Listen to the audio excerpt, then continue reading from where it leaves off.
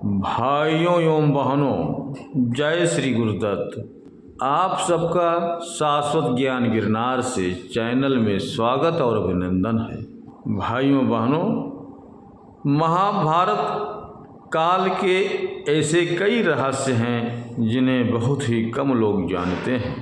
इन्हीं रहस्यों में से एक है जब द्रौपदी अपने ही पति भीम को मारना चाहती थी। उस पति की जो उसे सबसे ज़्यादा प्रेम करता था और उसके हक की लड़ाई में सबसे आगे खड़ा रहता है। दरअसल पांडवों की पत्नी द्रौपदी माँ काली का रूप थी। इस बात का ज्ञान अर्जुन को था, जिसके बाद एक दिन अर्जुन द्रौपदी के कक्ष में गए। आपको बता दें कि द्रौपदी के 5 पति होने के कारण सभी पांडवों ने ये तय किया था कि उनमें से एक जब भी द्रौपदी के साथ समय बिताने जाएगा तो वह अपनी खड़ाऊ कक्ष के बाहर उतार देगा, ताकि अन्य पांडवों को ये ज्ञात हो सके कि कोई पहले से ही अंदर मौजूद है। भाइयों बहनों, आगे की कथा बताने से पहले हम आप सब भाई बहनों से अनुरोध करूंगा कि चैनल को सब्सक्राइब एवं वीडियो को लाइक तथा शेयर जरूर करें एवं कमेंट्स बॉक्स में अपने विचार से हमें अवगत कराएं। लेकिन इस दौरान अर्जुन की बाहर रखी खड़ाऊं भीम ने देखी ही नहीं और वो झट से कक्ष के अंदर चले गए। अब जैसे ही भीम कक्ष के अंदर गए, वैसे ही उन्होंने देखा कि वहाँ अर्जुन जी पहले से ही मौजूद थे और वो द्रौपदी के पांव दबा रहे थे।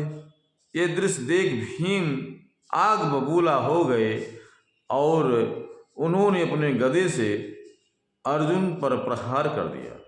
कुछ शोर सुनाई देने पर युधिष्ठिर कक्ष में पहुंचते हैं और भीम से कहते हैं, ये तुम क्या कर रहे हो? क्यों तुम अपने छोटे भाई को मार रहे हो? भीम युधिष्ठिर को बताते हैं कि उन्होंने अर्जुन पर इसलिए प्रहार किया क्योंकि वो द्रौपदी के पांव दबा रहे थे। उन्होंने आगे कहा कि क्या कोई पति अपनी पत्नी के पांव दबाता है? अब युधिष्ठिर को ये भी ज्ञात था कि द्रौपदी माँ काली का ही रूप है, इसीलिए वह भीम को चुप कराते हुए कहते हैं कि यह अर्जुन और द्रौपदी का आपसी प्रेम है, किसी को भी इसके बीच में नहीं पड़ना चाहिए। बड़े भाई द्वारा ये बात सुनने के बाद भीम महल से ही बाहर चले जाते हैं, लेकिन वो अभी भी इस बात से क्रोधित थे कि अर्जुन ने ऐसा क्यों किया।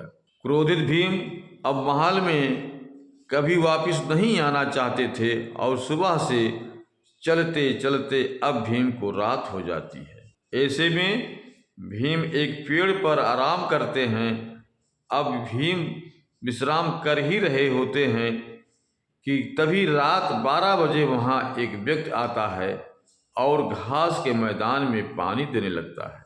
उस व्यक्ति द्वारा ऐसा करने पर भीम की नींद खुल जाती है और भीम वहाँ पेड़ पर बैठे हुए ही ये नज़ारा देख रहे होते हैं। धीरे धीरे वहाँ एक सभा लगने लगती है। इस सभा में भगवान शिव, ब्रह्मा जी और इंद्रदेव समेत कई देवता शामिल होते हैं और इस सभा को संबोधित कर रहे होते हैं भगवान श्री कृष्ण। तभी भीम देखते हैं कि इस सभा में द्रौपदी आती हैं, जिसका मुंह खून से सना होता है और साथ ही उनके एक हाथ में खप्पर और दूसरे हाथ में कटार होती है। द्रौपदी को बिना अपने पतियों को अकेले देख भीम आग बबूला हो जाते हैं, लेकिन वो वहीं रह कर ही ये सब दृश्य देख रहे होते हैं। विकराल रूप में आई द्रौपदी तभी सभी के सामने कहती हैं कि माधव मेरे सखा हैं और उन्होंने मुझसे ये वादा किया है कि वह मेरा ये खप्पर खून से भरवाएंगे। इसके बाद द्रौपदी कुछ ऐसा कहती हैं कि भीम उसे सुनकर दंग रह जाते हैं। द्रौपदी कहती हैं कि मैं चाहती हूँ कि मेरा आधा खप्पर भीम के रक्त से भरे और आधा कुरुवंश के रक्त से। ये सुनने के बाद भीम को द्रौपदी का असल सच ज्ञात हो जाता है। उन्हें पता लग जाता है कि द्रौपदी कोई और नहीं बल्कि माँ काली का ही रूप है। द्रौपदी की ये बात सुनकर भीम काफ़ी डर जाते हैं और सभा खत्म होने के बाद वो डरते हुए श्री कृष्ण जी के पास जाते हैं और उन्हें पूरी बात बताते हैं। भगवान, मैंने अपने आँखों से जो देखा है और जो कानों से सुना है, आप इन खतरों से मुझे कैसे बचा सकते हो? इस पर श्री कृष्ण भीम को बताते हैं कि द्रौपदी महाकाली का रूप हैं और उनका एक जन्म केवल खप्पर भरने के लिए ही हुआ है। जिसके बाद घबराकर भीम कहते हैं कि मगर द्रौपदी तो अपना आधा खप्पर मेरे ही रक्त से भरना चाहती हैं। जिसके बाद श्री कृष्ण भीम को इसका समाधान बताते हुए कहते हैं, हे भीम, तुम चुपचाप अपने कक्ष में जाओ और भोजन मत करना, चाहे जो जाए, जब तक द्रौपदी तुम्हें भोजन के लिए मनाने न आए, तब तक तुम अन्न को हाथ भी मत लगाना। श्री कृष्ण के ऐसे कहने पर भीम बिल्कुल वैसा ही करते हैं। जिसके बाद भीम को मनाने के लिए सभी पांडु पुत्र आते हैं और उन्हें खाना खाने को कहते हैं, लेकिन भीम नहीं उठते। जब काफ़ी देर तक भीम नहीं उठते तो द्रौपदी भीम को भोजन करने के लिए कहती हैं। जिस पर भीम द्रौपदी से कहते हैं कि वह केवल एक ही शर्त पर भोजन करेंगे, यदि द्रौपदी उनका मनचाहा वरदान उनको दे दे। भीम द्वारा ऐसे कहने पर द्रौपदी राजी हो जाती हैं और भीम द्रौपदी से वरदान मांगते हैं कि हे द्रौपदी, पांडु की 5 संतानों को बख्श दो।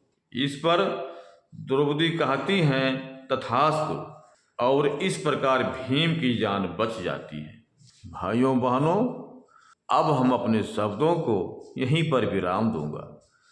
पुनः मिलेंगे अगले वीडियो में। जय श्री गुरुदत्त, जय श्री गुरुदत्त।